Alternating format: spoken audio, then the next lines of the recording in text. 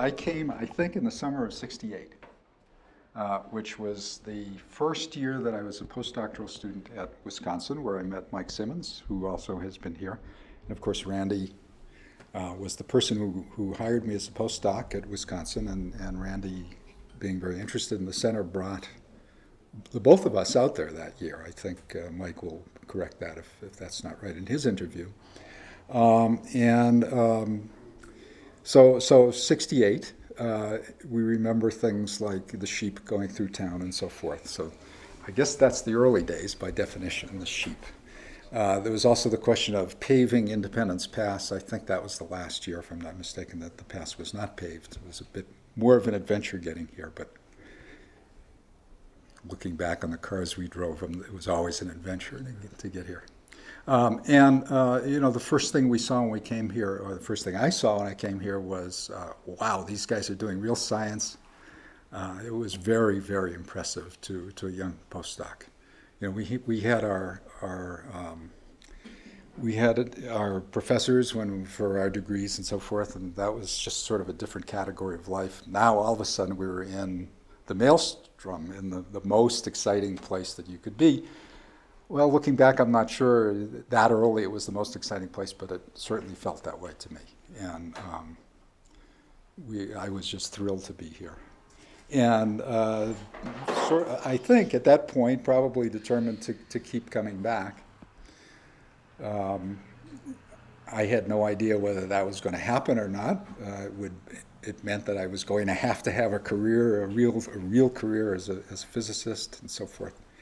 And maybe that was one of the things that really gave me a boot to follow my career out. And I certainly came back regularly, not every single year, but many, many years. I think over the last, where are we now, 2005? Is that where we are? Probably that makes 37 years. My guess is I've been here at least 30 or 35, 32 times, something like that.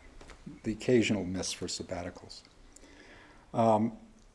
Now, the days, '68 was late enough in the development of the center, so the days of discussion about living in tents and working outside with the noise of the flowing river as background was gone. It was part of the lore, a little bit of the history. People like Cohen and of course George were definitely here, and we heard about those things, but it was done. There was a substantial amount of building on the campus, and my only interest was trying to meet people and establish collaborations and so forth, which I think I did reasonably well. Many of my future collaborators were met here at Aspen, and as a scientific enterprise, what can I say but wow, it was just, for somebody like me, it was just the most amazing thing possible. So that's what Randy brought me, I think, is a correct interpretation of how I got here the first time, and after that, it just Aspen did it. And if the follow-up question to that is, what made you take part in the administrative work, that's the same answer. I knew the value of this very well. I thought that it would be the most noble thing I could do. Actually, of course, it's very easy to say. But I think really the place had that effect on many people. Everyone was willing to do their part. And whether your part had a title attached to it or not was a matter of great indifference. The people who did the little things that made the place go, they didn't really care very much whether they were called anything. And if bylaws existed that required people to have titles, well, that was just a little unfortunate, but that was okay. We could all live with that. I was president formally for the 3-year period, '76 to '79, and again for a 1-year period, '88 to '89. You'll correct me if I said that wrong. And I had different titles before then and afterwards too, but some of them evolved towards old age titles, things with honorary as a prefix. But also I served as secretary. I think you'll probably find my name on the list. And there was treasurer work such as it was, because the beginning of the treasury work was very primitive. Using our Marchant calculator, as the subject came up the other day, we were discussing that was our most advanced calculator. We had a Marchant. And so there are various duties as president, but basically it was just, whatever that was, day-to-day operations that came up. That was the role of the president. And after that, it was whatever the president made it to be. Along with all the trustees who were here just as frequently as the president was, and for just as long periods, and who participated in every sense in an equal way. There was nothing particular about being president, except maybe you couldn't refuse to take out the trash when it was time to do that, whereas these other people could, because they didn't have that title. So that was the president's job. It was whatever the president made it out to be, and of course it was also whatever subjects came up. Now, I think one subject that's worth discussing here, that was sort of an ongoing question for all the presidents, and for all the trustees for that matter, was the development of the so-called workshops. Aspen, as it exists today, is in most respects, I think you'd have to say, objectively dominated by workshops.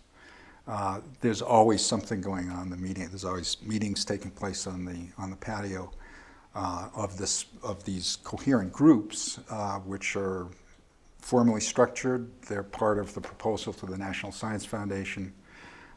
They're part of the advertisement on the announcement of Aspen's program for the next year.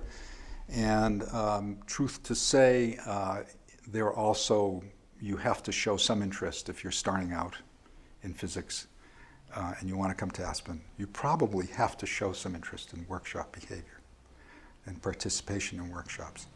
It was not always like that. At the beginning, there were no workshops. And we could put tents and flowing rivers aside and just think about what it was that people came to do here, and what it was in the beginning. It was they just came to do their work. And if there were some people who were doing similar things, and if you could meet and talk to some people who were working in connected areas, you would do that, you'd make that connection, and then maybe you'd write a paper with them. And maybe you'd even find some new ways to do things, because these people weren't either in your immediate group or even in your field, perhaps. That necessity to have something to hang on when you apply or when you're looking for money from the NSF and so forth and so on, it's hard to go to the NSF and say, we have this free-floating lifestyle here, won't you support us?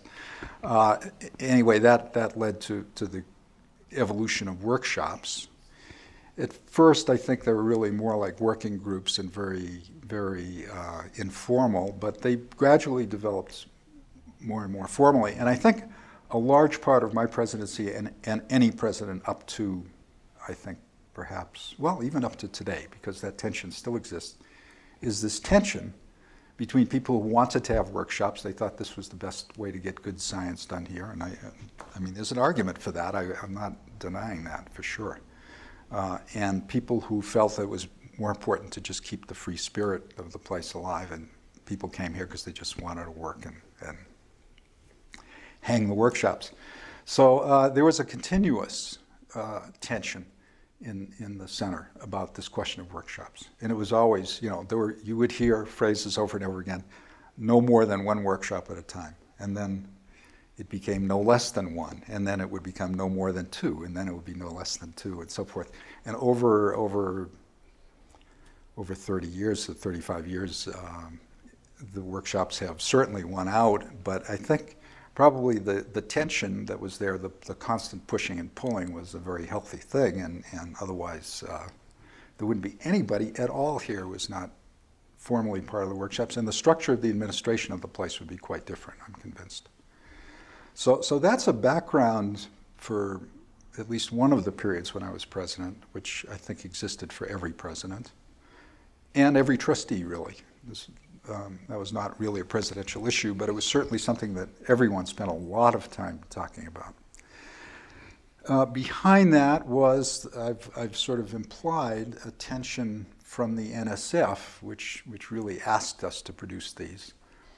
And because the NSF needed things to hang their funding of us on. And that brings me to one of the important steps in my first presidency, one of the important things that happened here, which was getting our funding from NSF on a very rational basis. In particular, as Mike Simmons will also talk to you about, there's the issue of how we were ever going to get overhead to appear at the Aspen Center for Physics. Overhead was a subject that was verboten in the early discussions with the NSF. We had to have specific costs in our budget that were in lieu of overhead. This had to do with some crazy thing in the NSF structure as to what they could fund and what they couldn't fund. I couldn't pretend to explain the reasoning behind it to you, but it existed. And during my first administration, Mike Simmons and I and a man named Stanley Gunsher from the National Science Foundation, who came out to see the operation, as occasionally the NSF people would do. And of course there were some funny stories associated with that, which you'll hear from others, invented a method of giving us overhead. And that was a terrific relief because it meant that we had money that we could do with as we needed. It had to do with counting heads over a certain number of weeks, and then they would give us so many dollars per participant week. And so the number of participants, of course, that implied that we should keep the place filled all the time. That way we'd get more overhead and so forth. But having overhead to be able to do with what we needed rather than lay it out ahead of time was a terrific relief, and that was a very positive step for the center. I think, if I'm not mistaken, that method of giving us overhead is still the one that we use. The other issue that came up during my first period as president, the other major issue, had to do with Bethe and the construction of Bethe Hall. Of course, you'll hear more about that in a group discussion, which I gather I will participate in, and so I can. But I think a few things are worth saying here. Building a building is a big job. If you ever built your own house, you know that. And this was more complicated because nobody knew who controlled this land. Well, the Institute knew very well who controlled the land, but the city didn't know very well who controlled the land. And we had to get permission to do things first. So there's a lot of political maneuvering associated with this building, having to do with permission from the Institute, permission from the city, the county, permits for this, that, and the other thing. That was all very, very complicated. That went on for years, really. The construction of Bethe then involves some political maneuvering having to do with who owns what in the land. And then in addition, there was an architect to be hired who was hired. The contract was signed. There was money to be raised. There was the pleasure of the trustees all pledging their souls to raise the money and signing a loan from the bank. That was great because the group of trustees was everyone, including George Stranahan. And you know, when we went belly up, when we were going to go belly up, I knew they weren't going after me. I'm worth nothing. George was going to be the target. So that was great, a great pleasure for most of us. I don't know how George felt about it, but it didn't seem to bother him too much either. So, and really, we're a very sober group. So. The bank had nothing to worry about, although I gather banks prefer that you be rather wild about these things. In any case, we signed a loan, and then the loan was paid off with two major grants, one from Kresge Foundation, one from Fleischmann. That's a story in itself, which you'll get to in another time. There were a couple of other things in the first presidency which, as often happens here, you know, there were sort of abortive attempts to do various things, or things that didn't last very long. I think two that are worth mentioning was, one, there was a continuation of what was called a Russian program. There were various arms of the government that wanted to bring Russians here. And it was very complicated because, you know, we had to jump through hoops to make sure we fulfilled all the requirements. And then we were going to meet these guys at the Aspen airport who spoke nothing but Cyrillic languages, and that was sort of interesting in and of itself. That program petered out as our relations with the Soviet government thawed, and we managed, it became just a normal part of the program. So that was something that did take a lot of time and effort. I remember a few trips to the airport, which were very exciting. Another program that was proposed at that time in the second half of the 70s had to do with sabbaticals here, the possibility that people would come and spend the whole year at Aspen, use this building to do their work, stay in a house, their house, or a house or an apartment. There were some who were quite interested, then others who weren't. That eventually disappeared. Now, my second shorter period as president was heavily into the question of politics and the ownership of the land. That was more the period when this question that you raised about the question of who owned the land and what would happen to the land and what was the city going to do and what was Hadid going to do, because there had been a whole series of owners of the Institute property. It was all very complicated, and it was really political, terrifically political. In fact, a very powerful, at least for us, planning committee was formed, including George, who paid very close attention to what was going on in city deliberations and Institute deliberations, much of which was not at all transparent. It was formed at the time, or a little before that period, 88, 89, and was very active throughout. That issue of what was going to happen to us at that point, which preceded the construction of Smart Hall and the sort of final disposition of the property in which we now own our land, all of that was very complicated and very interesting. I think the most interesting story I can tell you along those lines had to do with, there were many rumors of, there are documents in the archives somewhere that show that we signed a lease with the Institute and that proved, this, that, and the other thing. And this was sort of the kind of thing, well, in the old days when R.O. Anderson was sort of sleeping, well, it really didn't ever happen, but somehow there slipped in the possibility that we signed in a 99-year lease, and it was for $1 a year. And did we pay the $1 every year, or did we not? So that would involve looking in the checkbook and seeing if there were any $1 checks, which is kind of an interesting process. And that issue went all the way back to the old days because these were the sorts of things that had been done in very helter-skelter fashion during the first years when the Institute was formed as an arm. When the center was formed as an arm of the Institute. And it was very complicated. And I had the pleasure of going to speak with King Woodward over at the Institute at the time and telling him my suspicions about where certain documents were. And the end result of that was a trip on my part to the Y Plantation in Maryland, in Y, Maryland, where I got permission from the Institute to go into their archives and go down and rifle their archives. It was very, very interesting. Most of it, wasn't very interesting to us, but we did find things relevant to us. There are drafts. I don't think it ever came to a super clean conclusion. It was really, in any case, was only going to be politics that brought it to a clean conclusion. The evolution of all of that searching in archives and pulling out what was relevant and not was we found ourselves in a very good position, really. Again, it had to do with politics and with the fact that the archive showed we were not in a bad position. There were at least documents indicating intention to sign agreements that would give us this land if there are no formal documents to that extent. All of that was very good politics for us to use when the time came to use it, and we were stellar occupants of the city of Aspen, in the sense that we were occupants. We could always get up and say that we don't make any noise. Nobody hears about us at all. But we pay more rent than music, and we bring in more people than the Institute, and this, that, and the other thing. I'm undoubtedly misquoting the precise measures of those things. But we were in a very good political situation. We were quiet.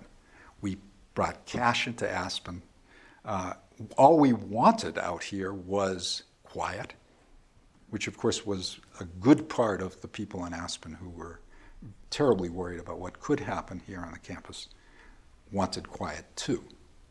And the invention of the phrase "circle of serenity" was one of the great political moves of the century, as far as the Aspen Center for Physics is concerned. That worked like a charm.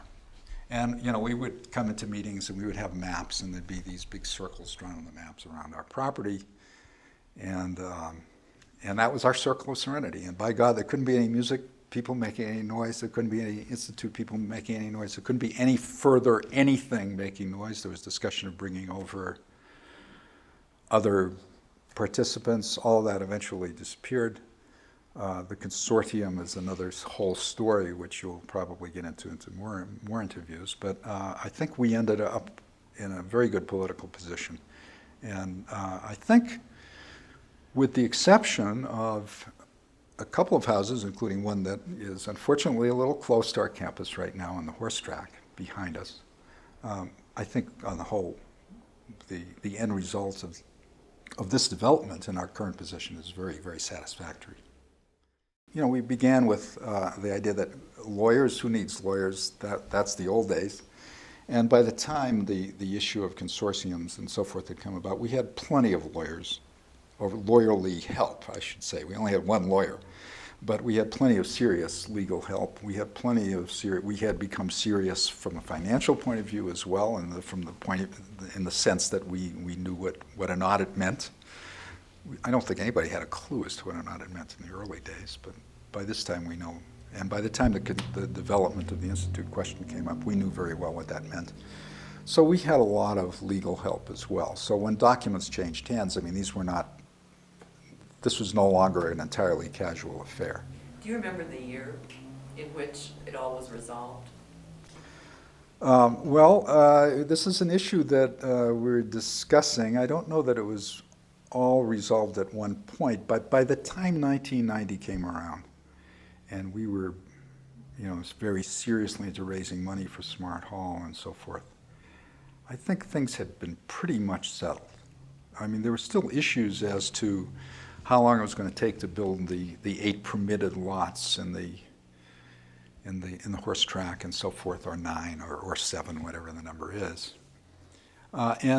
And there are still issues in the sense that I think nobody remembers properly that there was an agreement what can and can't be done, and how the group of nonprofits that operate here on the campus should proceed when somebody wants to do something. My guess is that there'll be another scramble for the archives when that happens. But I think by the late 80s, 1990, by the time we're actually putting serious money into this building, we knew that we weren't going to have somebody grab it away from us. The archives will tell you in any amount of detail you like the actual date of the signature. I don't think in this context it's quite so important as the idea that everyone gives up, that that's it, it's resolved. And that resolution certainly came to pass. I regard my second presidency, which occurred just over a 1-year period, as you know, after Mike was president, as sort of the end of one era and the beginning of the next. I don't like to put myself as the end of some era, but I think there was a certain transition at that point. In many respects, it's the transition to the 2005 center, in which the workshops are not really to be discussed. At our last meeting on this subject, the person who was the chairman, who was reporting on next year's program was, and we follow the rules, there are no more than 3 at any one time. That's a rule? That's not a rule, that's the way it's evolved.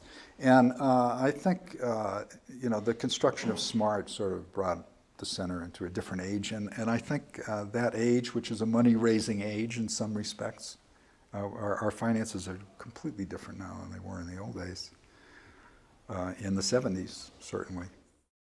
The question of what is the most visible thing in the evolution of the center? And really, and the question, is it that there are certain eras, and how do I see those eras and so forth? I'll tell you, looking back on it, I think that by the time we got to be an organization with 85 desks, 80 or 85 desks, which was really quite early on, by the time we had finished Beta, I mean, one of the issues in Beta had to do with the political issues in the construction of Beta, had to do with how many new desks we would have. The city was worried we were going to grow. And there were people on our board that were worried we were going to grow. There were people on the board who were quite happy to see us grow, but there are others who were less happy about it, thinking that perhaps the size we were at was about right. That size was about 80 desks. Now, you know, there's some plus or minus 10 there because people would triple up and strain a hand, and there were days, you know, there were stories about that on their own that are sort of interesting on their own. But I think really the construction of Beta did not. Our decision was we weren't going to add much in the way of desks. There were only 6 offices in there, so we're talking 12 people. And we swore to the city, and we meant it, and it even worked out that way, that we weren't, you know, all we were going to use it for was to end the tripling up in Stranahan. So there was maybe, you know, immediately after Beta, 5 more. We're talking about 90, let's say, participant desks. That's the way we are today. And so my mind is that really there's sort of a steady evolution of things. But I think it's more, the center has been true to its principles. We still have the same number of participants. They still sit at desks.